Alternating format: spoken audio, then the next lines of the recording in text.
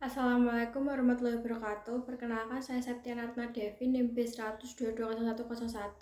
Di sini saya akan mempresentasikan progres dari skripsi saya.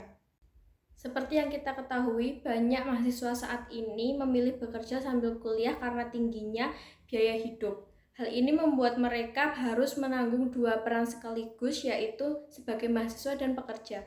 Kondisi tersebut membuat mereka rentan mengalami job insecurity, yaitu rasa takut dan tidak aman terhadap keberlanjutan pekerjaan mereka. Tekanan dari beban ganda ini bisa memicu burnout yang ditandai dengan kelelahan emosional dan hilangnya motivasi, baik dalam belajar maupun bekerja. Di sisi lain, dukungan sosial menjadi faktor pelindung yang sangat penting bagi mahasiswa pekerja untuk mengurangi stres dan risiko burnout. Selain itu, self-efficacy juga berperan penting karena membantu mahasiswa menghadapi tuntutan akademik dalam pekerjaan secara lebih adaptif. Namun, penelitian sebelumnya jarang meninjau keempat variabel ini secara bersamaan.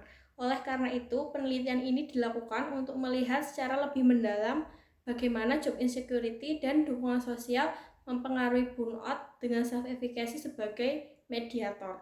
Selanjutnya, literatur review atau landasan teori. Yang pertama adalah job insecurity. Job insecurity adalah ketidakpastian mengenai keberlangsungan pekerjaan yang dialami mahasiswa pekerja akibat status kerja yang tidak tetap dan beban ganda antara kuliah dan kerja.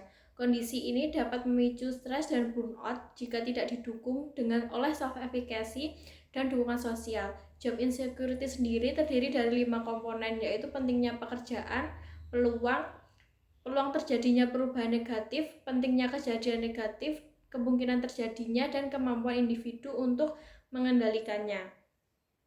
Kedua yaitu dukungan sosial. Dukungan sosial adalah sejauh mana mahasiswa pekerja merasakan bantuan, perhatian, dan dorongan dari lingkungan berupa informasi, tindakan, atau dukungan emosional. Dukungan ini dinilai dari makna dan kualitas bantuan, serta berasal dari orang-orang penting bagi individu itu sendiri. Yang ketiga adalah burnout.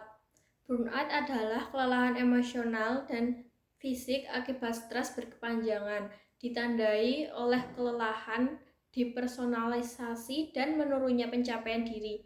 Mahasiswa pekerja rentan mengalaminya karena tekanan ganda, kuliah dan kerja, dan resiko meningkatnya ketika menghadapi job insecurity serta kurangnya dukungan sosial. Lalu yang terakhir adalah self-efficacy. Self-efficacy adalah keyakinan individu terhadap kemampuan menghadapi tantangan dan menyelesaikan tugas pada mahasiswa pekerja. Self-efficacy membantu mengelola tuntutan ganda dan menjaga motivasi meski menghadapi job insecurity atau minimnya dukungan sosial. Berikut terdapat research framework atau kerangka penelitian. Lalu selanjutnya ada hipotesis. Hipotesis 1 adalah apakah job insecurity berpengaruh terhadap burnout mahasiswa pekerja. Yang kedua, apakah dukungan sosial berpengaruh positif terhadap burnout mahasiswa pekerja.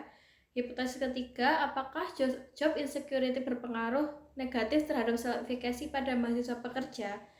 Hipotesis keempat, apakah dukungan sosial berpengaruh positif terhadap self-efficacy pada mahasiswa pekerja. Yang kelima, apakah self-efficacy memediasi hubungan antara job insecurity dan burnout pada mahasiswa pekerja.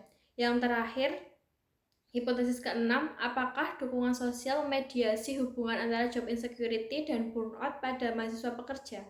Selanjutnya, metode penelitian. Penelitian ini menggunakan metode kuantitatif untuk mengukur dan menganalisis hubungan antar variabel secara objektif melalui data numerik. Pendekatan ini bertujuan untuk menguji hipotesis dan menghasilkan temuan yang dapat digeneralisasi melalui pengumpulan data yang terstruktur serta analisis statistik. Populasi dalam penelitian ini adalah seluruh mahasiswa pekerja, sedangkan sampelnya merupakan bagian dari populasi yang dijadikan perwakilan dalam penelitian berdasarkan pedoman pengambilan sampel dengan 20 indikator yang digunakan. Penelitian ini menetapkan 120 responden sebagai sampelnya. Selanjutnya, penelitian ini menggunakan data kuantitatif primer yang diperoleh langsung dari responden melalui kuesioner berbasis indikator teoritis dari setiap variabel. Data dikumpulkan dari mahasiswa yang sedang bekerja atau memiliki pengalaman kerja selama masa studi, dengan pengisian kuesioner yang disebarkan secara daring. Metode pengumpulan data dilakukan melalui kuesioner yang disusun sesuai indikator setiap variabel dan diberikan kepada responden yang memenuhi kriteria penelitian. Kuesioner menggunakan skala Likert 4 poin, yaitu sangat setuju, setuju, tidak setuju, dan sangat tidak setuju, untuk mengukur persepsi dan sikap responden terhadap variabel yang diteliti. Skala ini merupakan skala interval karena setiap pilihan memiliki tingkat preferensi yang berbeda. Dan presentasi dari saya, bila ada kesalahan kata saya mohon maaf. Wassalamualaikum warahmatullahi wabarakatuh.